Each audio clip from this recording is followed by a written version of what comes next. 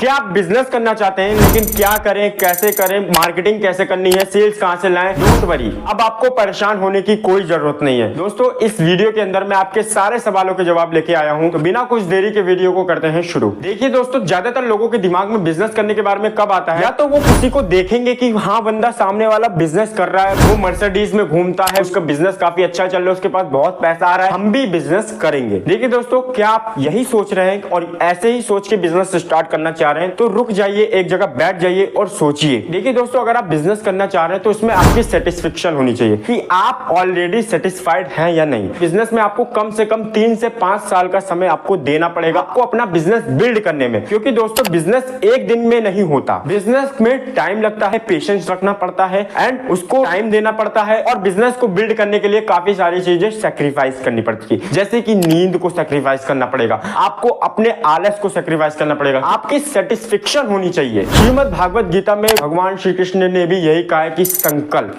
अगर आप जो भी संकल्प लेते हैं और आप उस पे काम करते हैं तो वो काम कभी भी आपसे असफल हो ही नहीं सकता। आप एक बार फेल हुए, दोबारा ट्राई करिए, दोबारा फेल हुए, दोबारा ट्राई करिए, दोबारा फेल हुए, लेकिन एक ना एक दिन आपको सक्सेस मिल जाएगी। लेकिन आपका जो संकल्प है, आपने जो काम करने का संकल्प लिया है, वो आपका बिल्कुल पक्का होना चाहिए कि हाँ मुझे ये काम करना है। लेकिन ये नहीं कि आज ये बिजनेस कर रहे हैं तो कल हम जॉब करेंगे, आज ये नहीं तो कल ये, आज ये नहीं तो कल ये, ऐसा बिल्कुल भी नहीं। अगर आप बिजनेस करना चाह रहे हैं तो आपको आगे पीछे किसी की भी नहीं सुननी। अब बिजनेस करने के लिए एज क्या होती है? देखिए दोस्तों, बिजनेस करने की कोई एज नहीं होती, लेकिन मैं आपको अगर एक परफेक्ट एज बता दूं। देखिए दोस्तों, अगर आप कॉलेज स्टूडेंट है, कॉलेज में पढ़ रहे हैं, तो आपको उसी टाइम से बिजनेस स्टार्ट करना चाहिए, क्योंकि उस टाइम पे अगर आप अपना बिजनेस स्टार्ट करेंगे तो वहां पे हो सकता है कि आप फेल हो, लेकिन आपको उसमें से कुछ सीखने को मिलेगा। आप एक बिजनेस में सेटिस्फाइड नहीं हुए तो दूसरा बिजनेस स्टार्ट कर सकते हैं, तीसरा बिजनेस स्टार्ट कर सकते हैं, चौथा बिजनेस स्टार्ट कर सकते हैं। आपको सेटिस्फेक्शन कहीं ना कहीं तो मिलेगी ही मिलेगी कि हाँ मुझे ये बिजनेस ज्यादा सूट करता है, ये बिजनेस मुझे करना चाहिए। अगर आपका कॉलेज कंप्लीट हो चुका है तब क्या करें? देखिए दोस्तों, अगर आप बिजनेस करना चाह रहे हैं तो जिस भी फील्ड में आप बिजनेस करना चाह रहे हैं उस फील्ड की कंपनी के अंदर आपको जॉब ले लेनी है, आपको जॉब करनी है। उससे क्या मिलेगा? उससे आपको लर्निंग भी मिलेगी एंड आपको अर्निंग भी मिलेगी।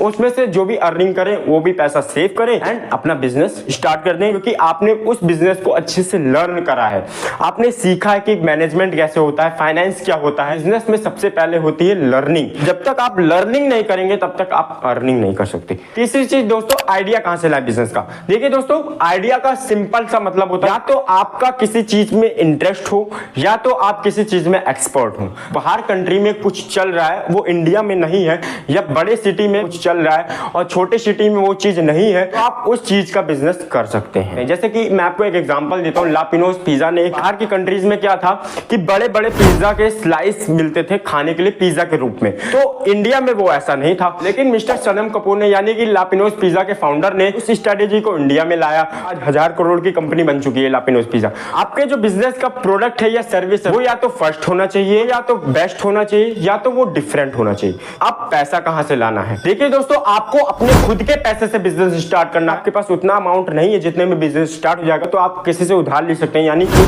अपने फ्रेंड या अपने रिलेटिव से उधार मांगिए।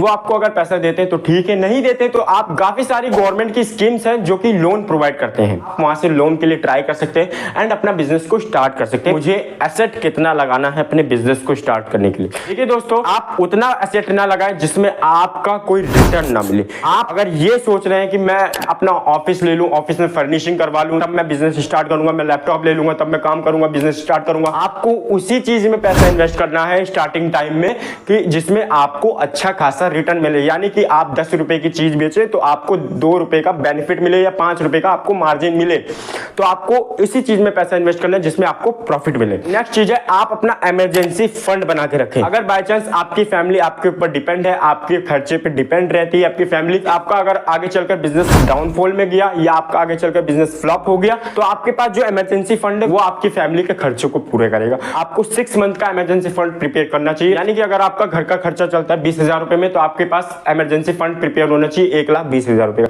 यानी कि 6 मंथ का आपके पास इमरजेंसी फंड को प्रिपेयर रखना है। नेक्स्ट चीज है, सेल्स कैसे लाएं। कुछ लोग क्या करते हैं कि पहले बिजनेस के बारे में रजिस्ट्रेशन करवा लेते हैं। दोस्तों, सबसे पहले आपका जो प्रोडक्ट है या आपकी जो सर्विस है उसके पहले सैंपल्स को तैयार करिए। जब तक आप कस्टमर को बिल्ड नहीं कर पा रहे हैं तब तक आपको बिजनेस के लिए रजिस्ट्रेशन करवाने की कोई जरूरत नहीं है। 5-6 कस्टमर आपके पास बिल्ड हो चुके हैं तो आप आपको बिजनेस के लिए रजिस्ट्रेशन कर देना चाहिए। फिर रजिस्ट्रेशन करने के बाद आपको मार्केटिंग कैसे करनी है ये मेरे को आपको पहले बताना चाहिए था। मार्केटिंग करने का सबसे बेस्ट तरीका होता है दोस्तों सोशल मीडिया।